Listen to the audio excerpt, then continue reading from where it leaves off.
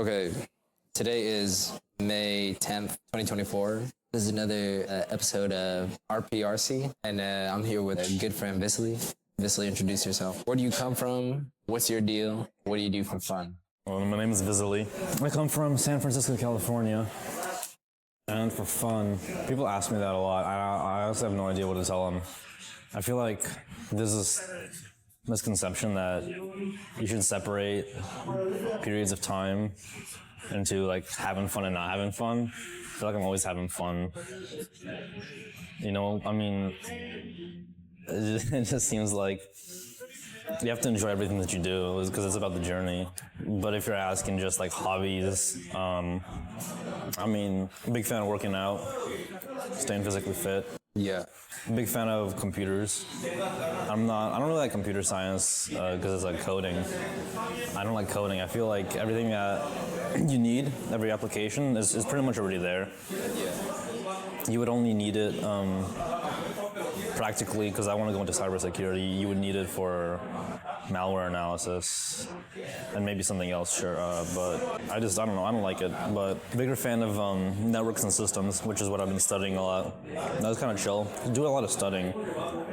I used to kind of think that like I wanted to do something else, like maybe I should like go out and do other things, like have a hobby, and then I realized like my hobby is just kind of studying. Like I kind of like doing, you know, all that. Yeah. So you mean like on the basis of being able to learn things and apply them in a way that benefits your goals? Yeah, it's like More so in like a positive light. Yeah. I mean, it definitely benefits my goals. I mean, I'm sure everyone has like something that they do, maybe video games, or they chill and watch YouTube.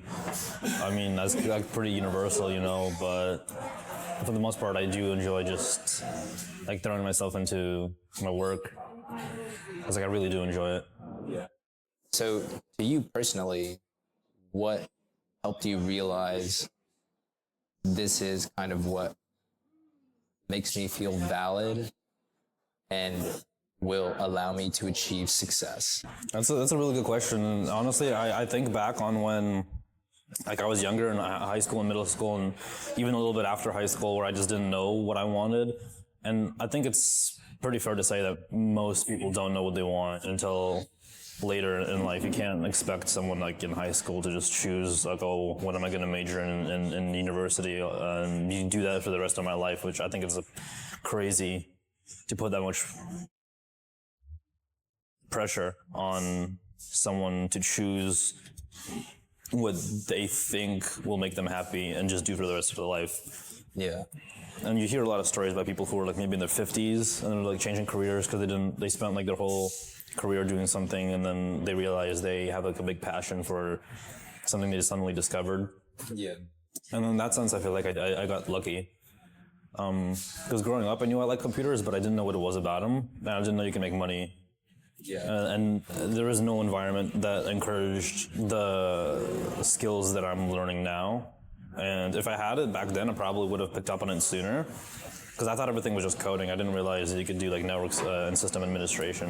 Yeah. So what I'm hearing kind of is like chasing after a wide range of experiences is kind of what allowed you to find the skills that fulfilled you the most. Yeah, it's a lot about like doing things and realizing that you don't actually like doing those things. And I feel like a lot of people who are in the situation or in the position where they don't know what they want or they're not satisfied is not because they're not looking, but because they can't afford to. And I think in that sense, I'm also really lucky that I have the privilege and the opportunity to actually spend time maybe doing things that I don't like, and just kind of, I don't want to say wasting time, because it's not a waste. It's, you know, getting you closer to your goals and your dreams, you know, even if you don't know what those are yet. But a lot of people don't have that opportunity. Like a lot of people have to work from a young age, and they don't have the, you know, a chance to just stop and take a breath. Yeah. So I'm lucky. So kind of like surviving over thriving mindset. Yeah. So a lot of people are just trying to survive. Like a lot of people have to. I see. It's, you know, so it's it's difficult, I think. I think everyone's struggling. Everyone is fighting for themselves in life, and it's hard to extrapolate my own personal experiences because when I look back on what I went through, it just seems so unique compared to everything that I've seen other people go through. Like I know you went through your own unique thing, and then other people that I met that were unique. Like every person I meet is completely unique, with some overlap. But I feel the circumstances that led me to getting to where I am today could have definitely taken me in a different direction had I not had certain things not happened, or had certain things happened a little bit differently. And I'm honestly not entirely sure what percent of it is like circumstance, where just my environment, how my environment influenced me, and what percent of it is just the voice in the back of your head that's just saying like do this, and it's just like you don't know where it's coming from or what it is, but it's just saying do this. And you do it, and things just seem to work out a little differently than if you ignore that voice. Yeah. Do you feel that it takes a certain amount of awareness within yourself or of others, habits or characteristics, in order to reach that goal? And if it does take that certain amount of self-awareness, what is the first step to developing that awareness? Like actually being able to hear that inner voice that's not just critical or shame-filled or like undermining. So something that I've spoken to a lot of people about this subject, about like self-awareness and maybe consciousness, and certain people have this special relationship to the universe or God, or however you want to put it, the one, the all, the infinite. Some people just know. It's kind of weird. It's a little inexplicable. Like I remember there's a memory I have of being a young child, and I was in my room. I was maybe like 5. And I was just sitting in my room, and then this sudden moment of realization came to me. And it wasn't anything specific. It was this feeling like I wasn't unnecessarily entirely alone, and that there was more to what I was seeing. The fact that I was just sitting in my room, it was actually just surface level, and it wasn't everything that was actually happening. I just had this sensation, and I didn't really pick up on it. Just until I got to the point in my life where it was appropriate for me to pick up on it. I was 17 or 16 when I fully realized what was actually going on.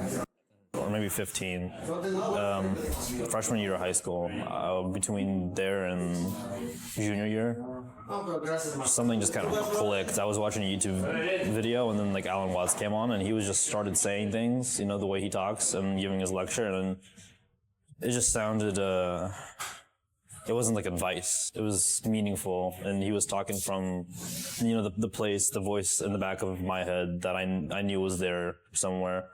Yeah. And, I could tell that he was talking from that place, and it resonated with me. And then from then on out, I started chasing it.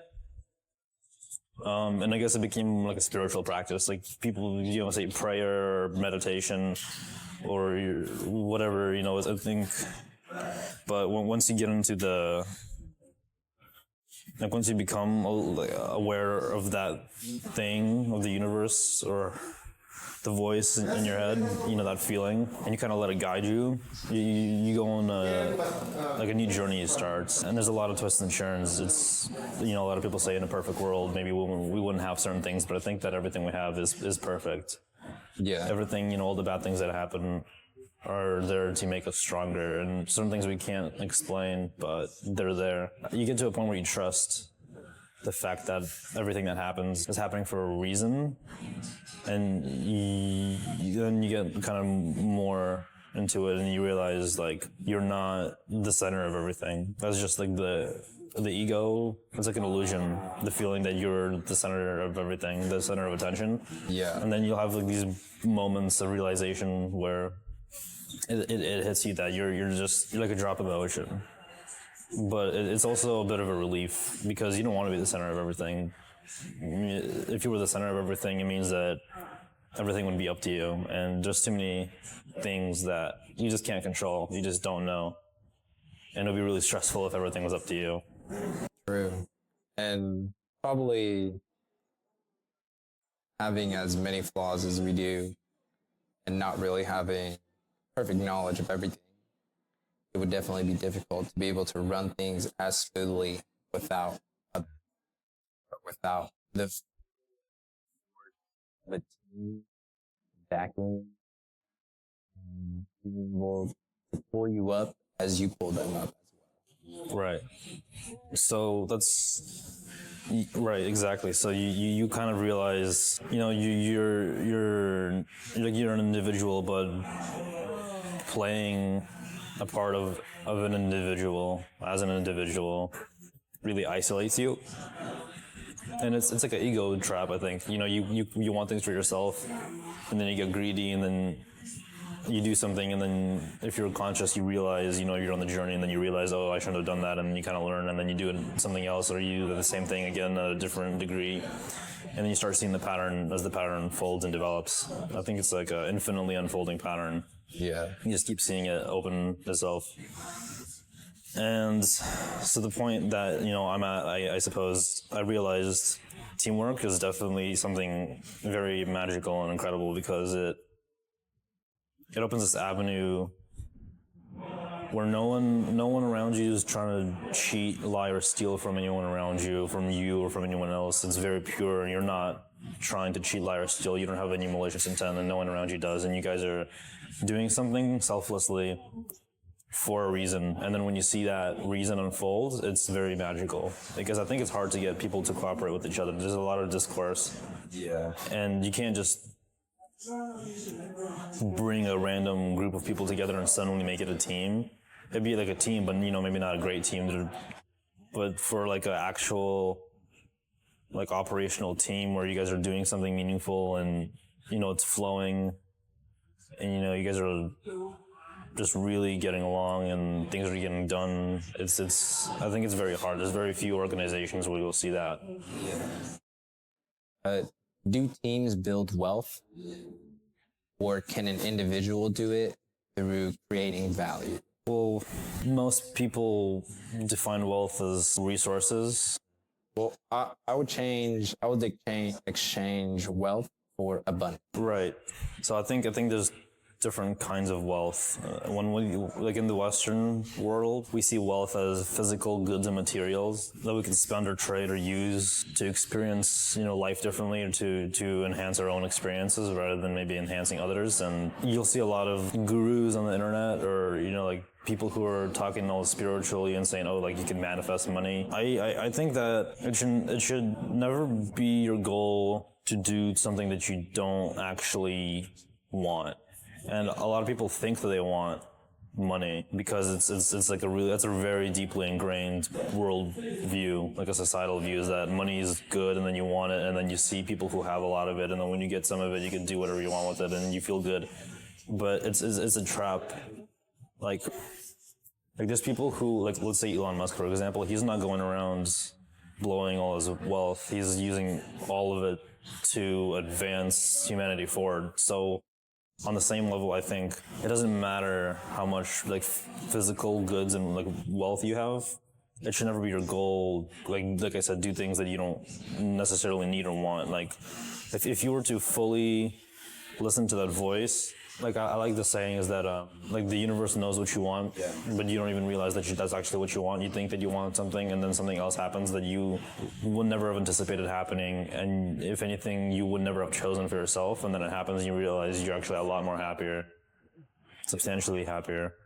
And I think a lot of people are under the illusion that money is what they want. Yeah. So, keeping in mind that the universe knows what you want, I would kind of ask, I feel as though that kind of taps into the idea of activating the hero's journey for whatever mission you have set for yourself or that has been decided for you.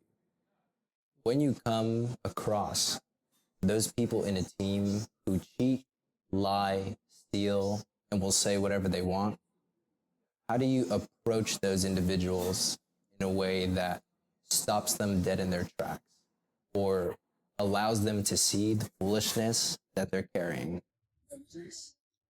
Well, you don't. It's not your job. Who are you to go around changing people? If you encounter someone and you guys have an interaction and you get the sense that there's at least some level of mutual understanding where they picked up on something or understood something that you said, or you're just being you, and then people take it or leave it. Yeah. And then some people latch onto it, and you can see it in their eyes and the way they how they phrase their words and their sentences, that maybe something did click. Yeah. And you can push it as much as whatever you think you might, but it's the same with, I guess, sales. It's like you don't sell things to people who don't want the thing. You're not going around convincing people that they want something that they don't think that they want or actually want. People come when they're ready, and then it's a very strange sort of thing because the opportunity, it's like it just filters itself out. Yeah. So I'm kind of interpreting it as not throwing pearls to swine. And I feel like I've heard you use that phrase before. Yeah, it's pretty much like that. It's a sin to go around telling people that they're wrong or that they should be thinking something else. That's like religiosity, like taken too far. And there's a lot of people who do that sort of thing. Like, yeah, there's certain religious groups or maybe just ideologies or beliefs. It's just common knowledge that there's groups of people who just treat other groups of people like as if they're completely beneath them and completely wrong and irrational and don't give any merit to their thoughts or ideas. But I think if you keep a very open mind, everyone has like who they are. You can never undo, you were born learning a certain language, acting a certain way, and you can't undo those like fundamental things, but you can definitely take a step back and see that they're all the differences, like the surface level differences. We're actually all on the same journey. Yeah. We're all talking about the same thing. We all want the same thing. And you'll see there's the people who are misguided are all misguided in the same way. They're all doing misguided things for the same reason. Yeah. There's all the good people are doing the same, like the good for the same reason. Yeah. Maybe a different reason on the surface, but when you look really, observe it, it seems like it's almost, I don't want to say it's simple because it's very complicated, but it gets to that point where you think that everything's so simple, and then you try to go unfold it, and then you realize it's way, there's layers and layers of it. But yeah, simply put, yes, it's like just different people will associate with others. Like you'll see like corrupt teams who are just like teams of crooks who they align themselves because they all want to lie, cheat, and steal, and maybe they actually do a really good job as a team under that, because they're united under the goal, and they're motivated, and it's the same. I think it's the same level of teamwork as someone who's maybe motivated by a more positively oriented goal. Yeah. Like a cartel selling drugs is as organized as like a soup kitchen. I actually agree with that. I think it's based purely off of the structure and the leadership. I would say one of my final questions would be, with the baseline knowledge that you have, more specifically on the things that you see as simple, as you mentioned, kind of like trying to unfold it, seeing that it's not as simple. I feel like that territory can only be unveiled to you if you keep that open mind. What would you tell to someone who consistently keeps that closed mind and feels as though they aren't open to your message? Well, like I said, if someone's completely closed off, you don't bother, putting your best foot forward. You're just you, and just by being you, things will happen and people will pick up on that. But if you meet someone who is closed-minded on the surface, but you can tell that the way that they're looking at you, and the way the gears are turning in their head, that they are open, they just haven't realized it yet. Yeah. The experiences will constantly humble you. So when you start actually doing like your journey and maybe become a little bit more conscious about it, you'll start to realize that you'll think it'll kind of cycle. Like you'll think it's simple, and then you'll try to act on your new belief, and then you'll get humbled because it's like you become egoistic about it. It's like, oh, you discovered something and no one else knows it, or you think you're ahead, or it's because it's new to you, but it's not. It's always been. Yeah. So you kind of start to eventually also realize that nothing is unique to you. Everything exists, and everything that you get or do or is created by your body and that you put out into the world is actually given to you. Nothing you do is yours, and nothing that other people do is theirs. It's like that ego that who wants to have the material possessions and material goods and like generate wealth for themselves rather than doing it for more like a reason that would actually benefit other people mentally, happy in a happy way or like a spiritual way with those material goods, but you don't need that specifically. Like certain people's journeys rely on the fact that they don't have a lot of material goods. They don't have a lot of resources. So I think you'll realize that your journey is your journey, and you should enjoy your journey. But don't get attached to your journey. Don't think it's your journey. It's just you've been given the opportunity to engage, and you're doing it not for yourself, but it's being done for you, and you're doing it for others. Basically, it's like that. Once you start doing things for other people or not for yourself, things start being done for you, and in a way that's not through you.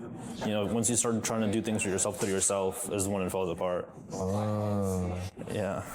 Well then, Vasily, I would like to end this by saying I want to thank you for sharing your experience, your realizations, and a little bit of the insight that create the character of who you are. I appreciate this opportunity. Thank you for inviting me. I'm definitely looking forward to doing more work with you. 2 a.m. pizza shop. Yes, 2 sir. a.m. pizza 2 shop. a.m. bro. pizza shop. 2 a.m. pizza shop. Bloodshot eyes. Bloodshot eyes. Bloodshot eyes. I gotta fucking drive. That's